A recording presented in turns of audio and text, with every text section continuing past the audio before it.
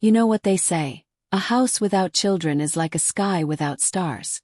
That thought haunted me every night. Dylan and I had been married for 2 years, but the excitement of our wedding vows had fizzled out fast. He was kind, no doubt, but something felt off, like I was standing on shaky ground. I thought having a baby would fix it. I mean, how could it not? A baby is glue. Messy, sure, but it holds things together. I convinced him to try. He wasn't thrilled, but he went along with it. Maybe he thought I'd drop it eventually. But oh, I didn't. Month after month I tracked cycles, followed every fertility blog, and scheduled every possible moment. I was obsessed. And each month the same heartbreak. Negative test after negative test. First I blamed myself. Maybe I wasn't trying hard enough.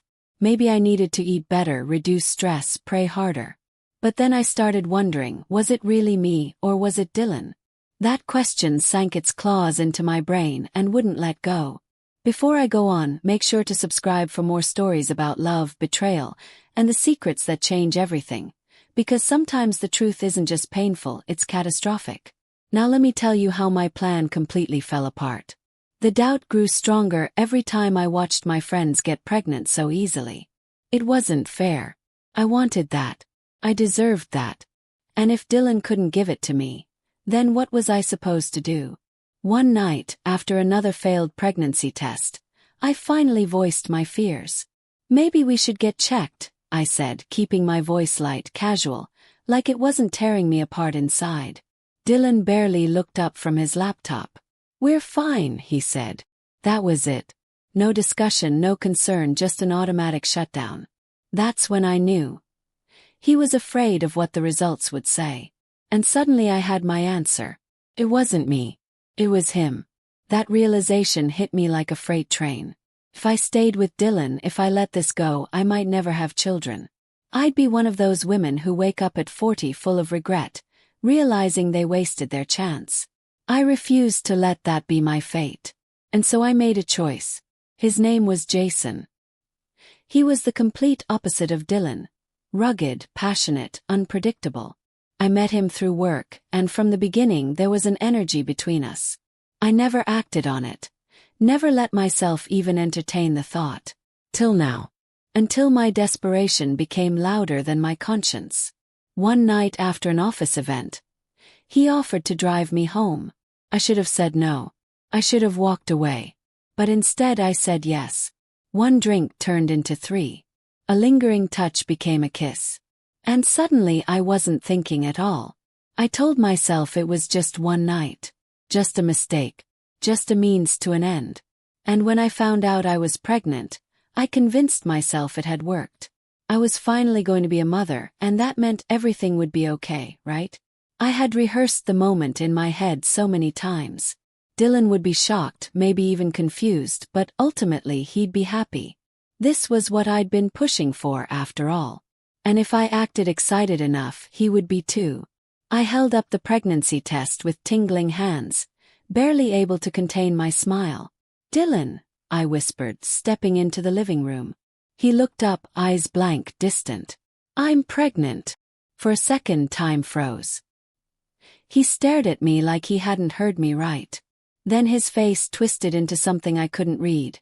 Not happiness, not excitement, something else entirely. "No, you're not," he said. My stomach dropped. "What?" He stood up slowly, deliberately. "You're not pregnant, Emily. That's impossible." My heart pounded. "What do you mean?" That's when I saw it. The envelope on the table. It opened. Mocking me. Dylan had gotten tested. And now he knew. "I'm sterile," he said quietly. "I've always been sterile. The doctor confirmed it 2 weeks ago." The world blurred. My ears started ringing.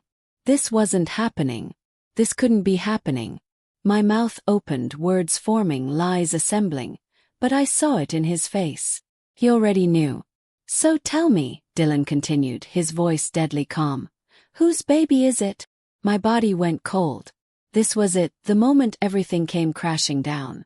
I wanted to deny it, to beg, to make him believe anything but the truth. But Dylan was smarter than that. And I was out of options. My voice cracked. I'm sorry. His eyes darkened, and for the first time in our entire relationship, I saw real hatred in them.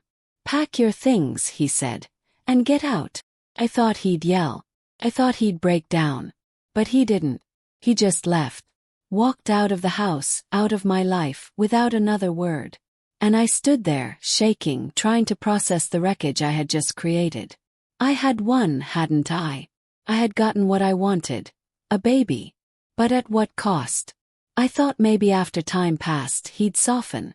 Maybe he'd want to be a part of the baby's life, even if it wasn't his. But when I reached out, when I tried to apologize, I realized Dylan wasn't the same man anymore. He had moved on. And me. I was left with nothing but regret.